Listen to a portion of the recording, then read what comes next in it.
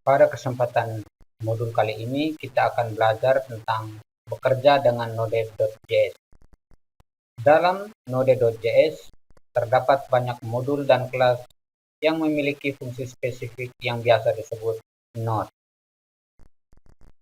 Node yaitu Node.js API atau Application Programming Interface atau pustaka standar library. Pada modul kali ini kita hanya akan menjelaskan materi-materi esensial yang perlu dipahami pada saat kita bekerja di lingkungan Node. Dalam bab ini kita akan membahas tentang konsep dasar dalam Node.js dan penggunaan modul-modul maupun kelas-kelas penting yang disediakan dalam Node.js. Kita mulai dari materi pokok yang pertama, yaitu konsep-konsep dasar Node.js. Sebelum kita melangkah lebih jauh ke pembahasan selanjutnya, pada bagian ini kita akan membahas sekilas tentang konsep-konsep dasar dalam Node.js agar dapat memahami cara kerja dari aplikasi yang dibuat menggunakan Node.js. Yang pertama yaitu pemrograman event-driven. Dalam proses eksekusi kode, Node.js menggunakan mekanisme event-driven. Dalam mekanisme ini, suatu aksi akan dilakukan ketika kejadian atau event tertentu terjadi. Mekanisme ini pada umumnya digunakan pada aplikasi-aplikasi berbasis GUI atau pada saat kita menggunakan JavaScript untuk memanipulasi objek DOM atau Document Object Module di lingkungan web browser. Sebagai contoh, suatu aksi akan dilakukan setelah tombol tertentu diklik atau setelah item dalam combo box diubah. Aksi biasanya ditulis dalam bentuk fungsi dan sering disebut sebagai event handler.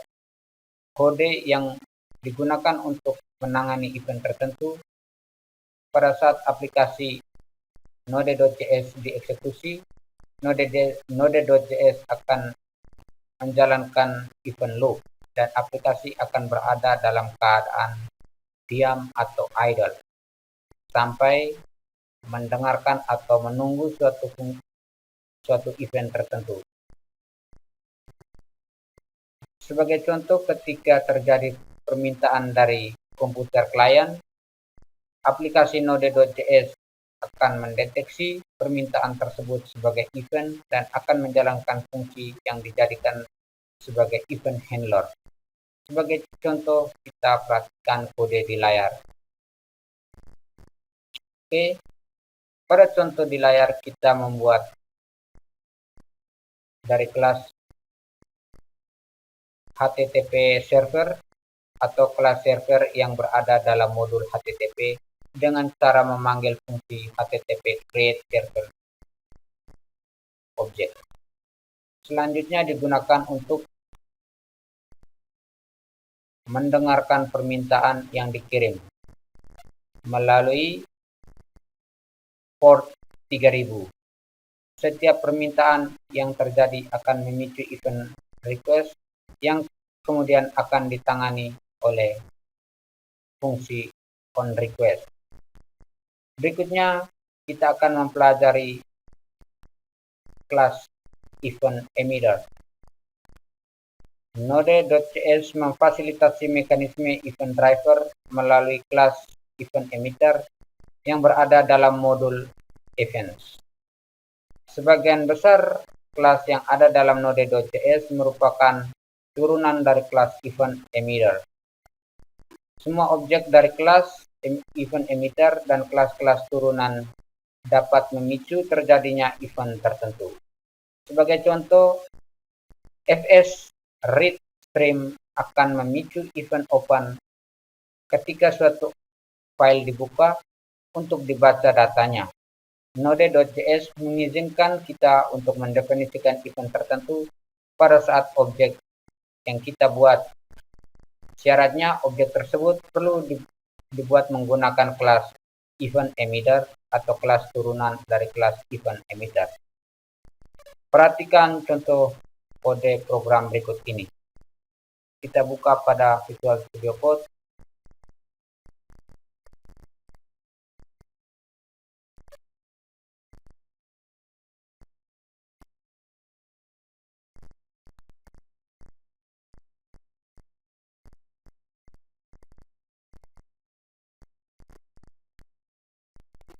Di sini kita buatkan file baru dengan nama eventemitter.s.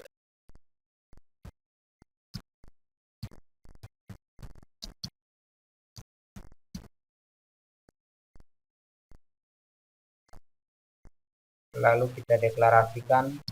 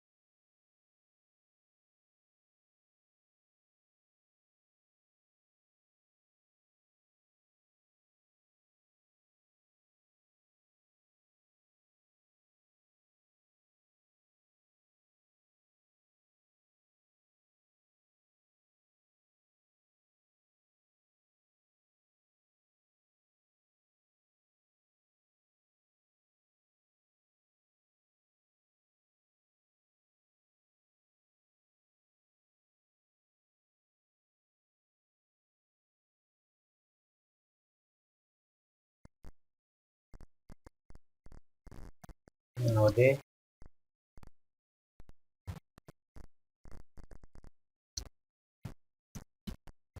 eventemitter.s.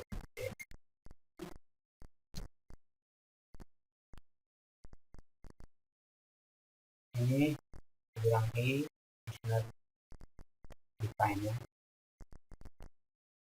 Oh ya, di sini lihat dia harus pasti. Oke, kita Ctrl S.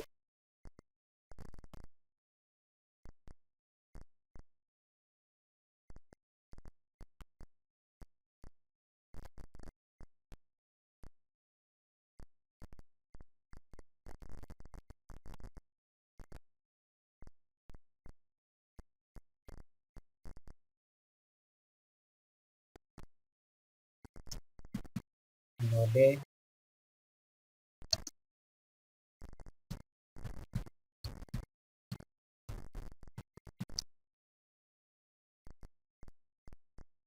.cs. Oke, maka yang muncul adalah seperti begini ya. Pendefinition event di dalam objek dari kelas event emitter dilakukan menggunakan metode on. Metode on adalah metode yang diwariskan dari kelas event emitter yang merupakan alias dari fungsi addListener. Dengan demikian, penggunaan metode on di atas dapat diganti menggunakan kode berikut ini ya. Kita lihat pada script yang sama, cuma kita menggantikan kata addListener pada kata on. Ini ya.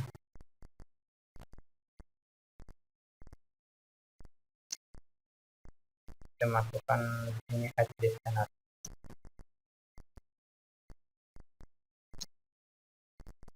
Oke, di sini juga.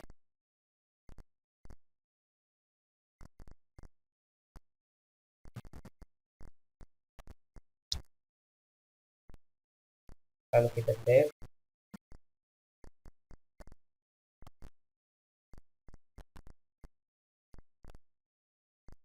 Kita ketikkan node event emitter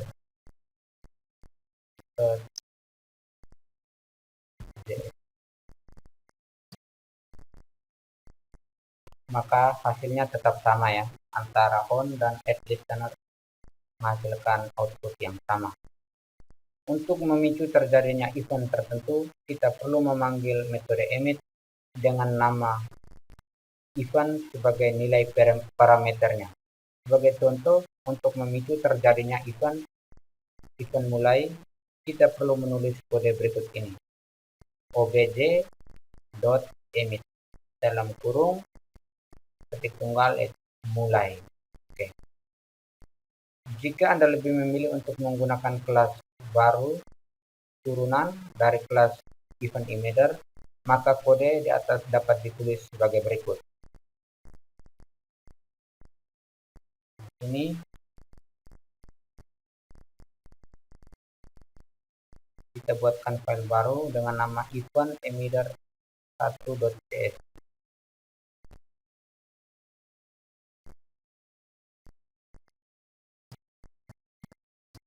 Event emitter 1.cs. Lalu kita ketikkan script ini.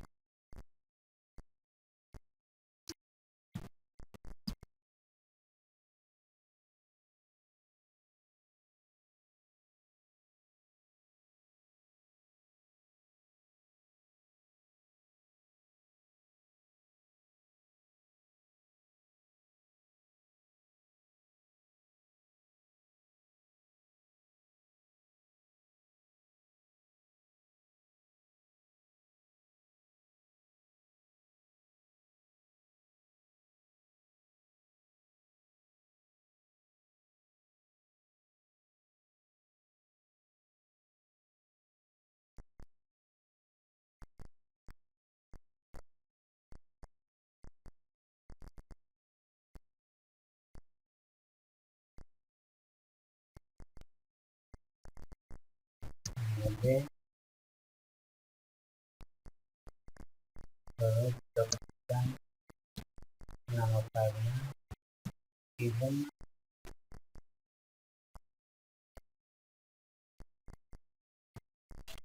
emitter 1.cs.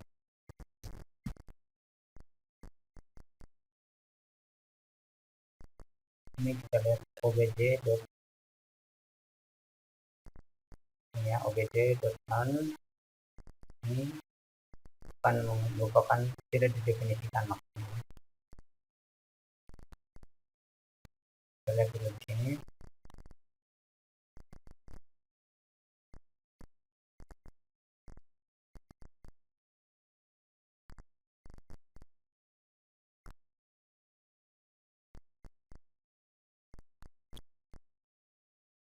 Ini kita enter, lalu kita beri komen ini membuat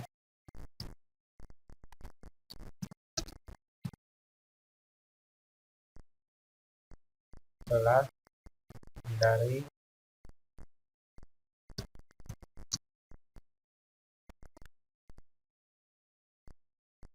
my event emitter.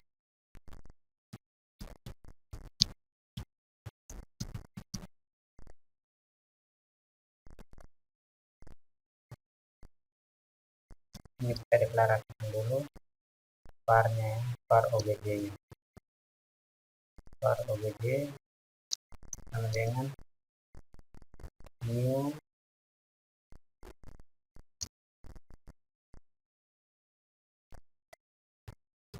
my event emitter.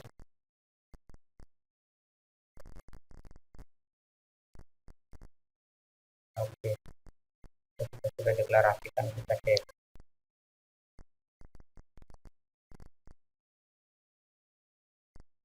Kita ketikkan ulang node event emitter 1.cs.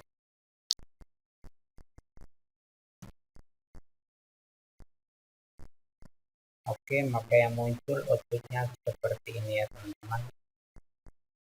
Berikutnya kita akan belajar tentang blocking I/O dan non-blocking I/O. Terdapat dua metode yang dapat digunakan untuk melakukan operasi input atau output di dalam Node.js, yaitu blocking input output dan non-blocking input output. Dalam metode blocking I/O atau input output, proses eksekusi kode akan dilakukan sesuai urutan atau sinkronos. Dan dalam metode non-blocking, proses eksekusi tidak dilakukan secara berurutan atau asinkronos. Untuk mengetahui perbedaan kedua metode tersebut, perhatikan terlebih dahulu kode yang ditulis menggunakan metode blocking I/O berikut ini. Kita buat file baru.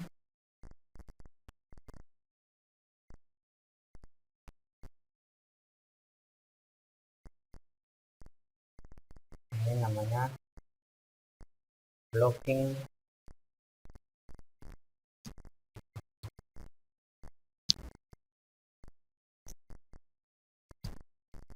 io.cs.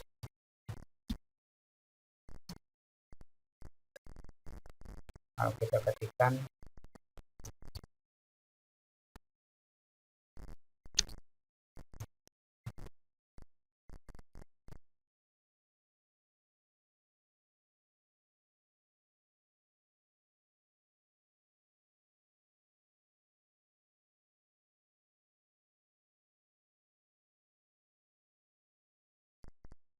node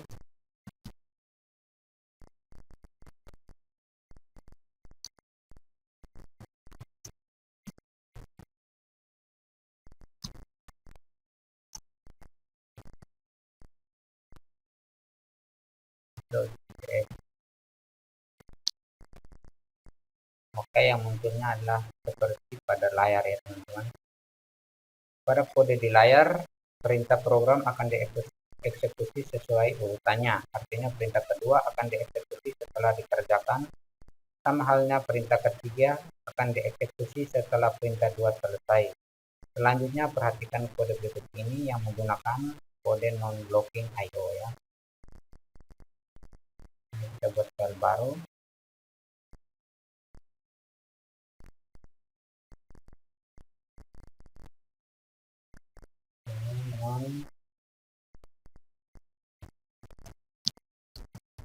Non-blocking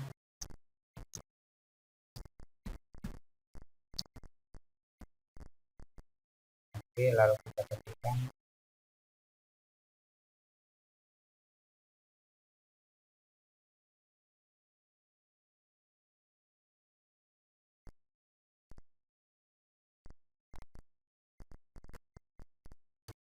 node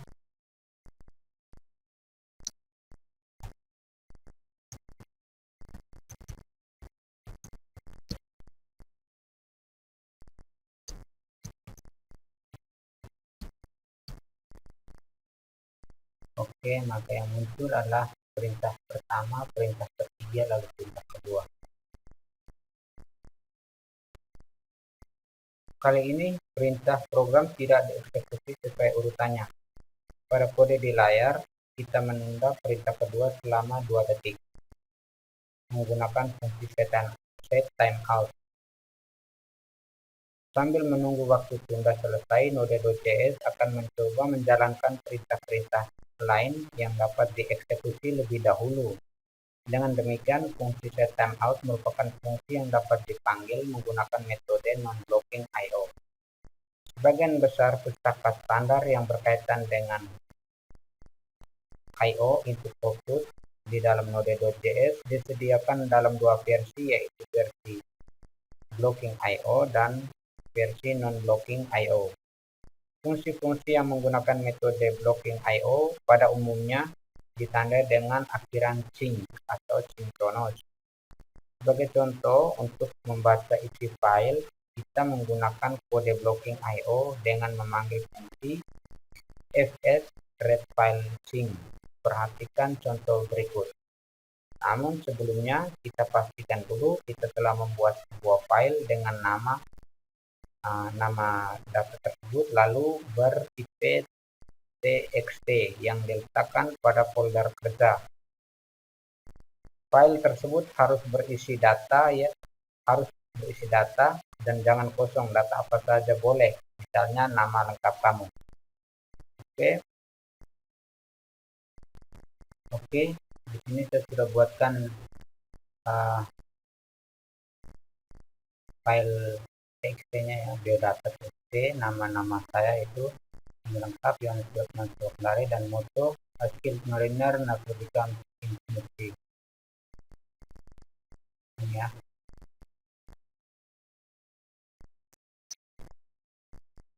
Oke, lalu save. Oke, lalu kita ketikkan kode berikut ini ya. Oke, lalu di sini buat file baru dengan nama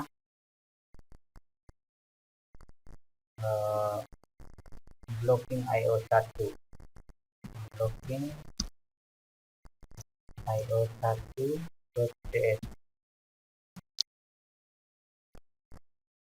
Oke, lalu saya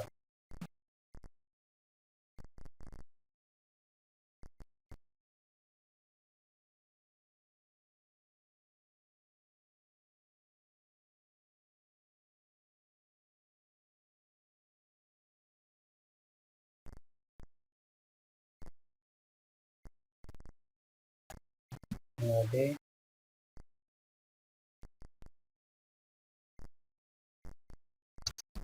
blocking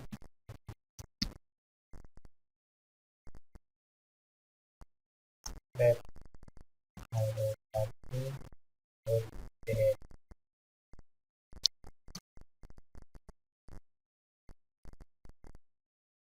Ini campaign modul.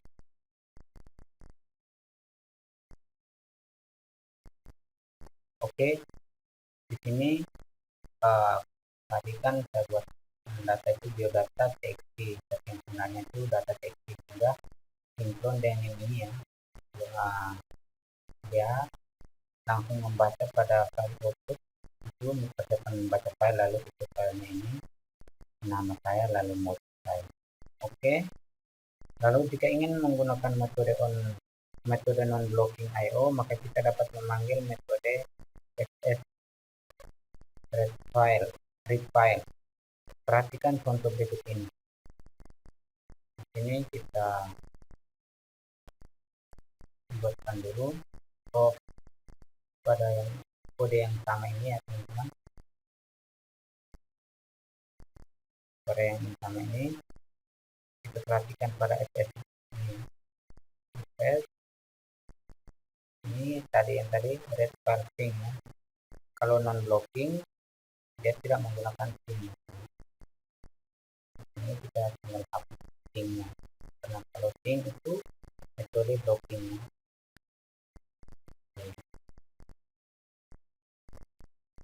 Berikut kita akan mempelajari fungsi callback dalam node.js. Dalam node.js, event handler banyak diimplementasikan dengan fungsi callback.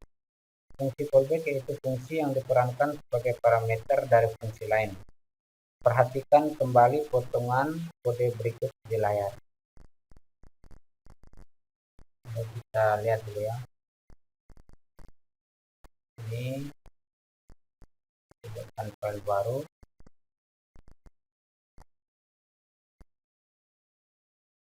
Ini contoh 1.js.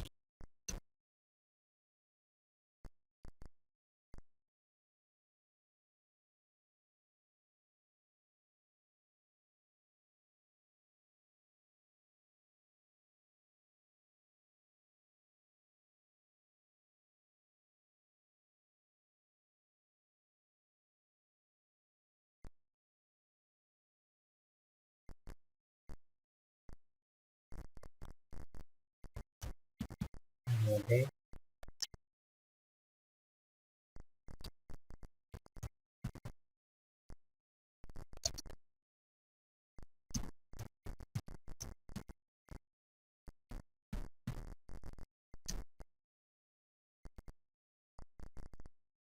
HTTP kita bertanya. Oke, pada HTTP ya.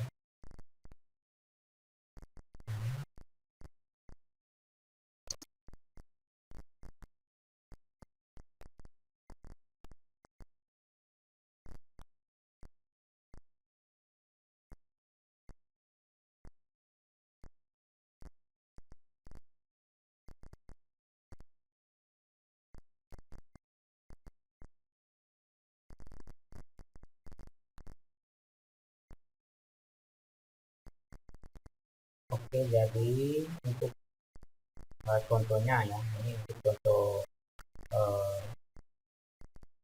penulisan fungsi callback ya teman-teman. Ini respon harusnya ini dot ya.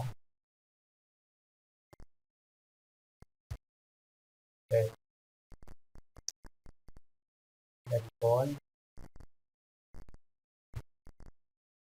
dot write head, lalu di bawahnya respon write, lalu respon end. Request ya. Pada kode di layar, fungsi onRequest dijadikan fungsi callback pada saat memanggil metode on. Pada saat memanggil metode on dari objek server. Sebagian besar fungsi callback digunakan dalam Node.js adalah fungsi tanpa nama atau anonymous function ya, sehingga tidak menghasilkan fungsi tanpa nama. Dengan demikian kode di layar dapat ditulis sebagai berikut ya. Ini kita dari kode yang sama lalu kita tambahkan ini post server juga,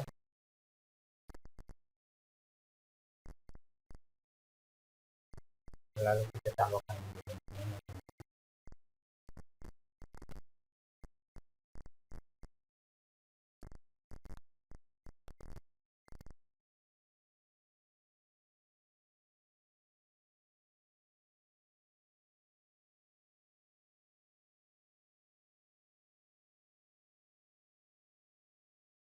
kodenya itu ditulis seperti begini ya. Oke, sekian saja. Terima kasih.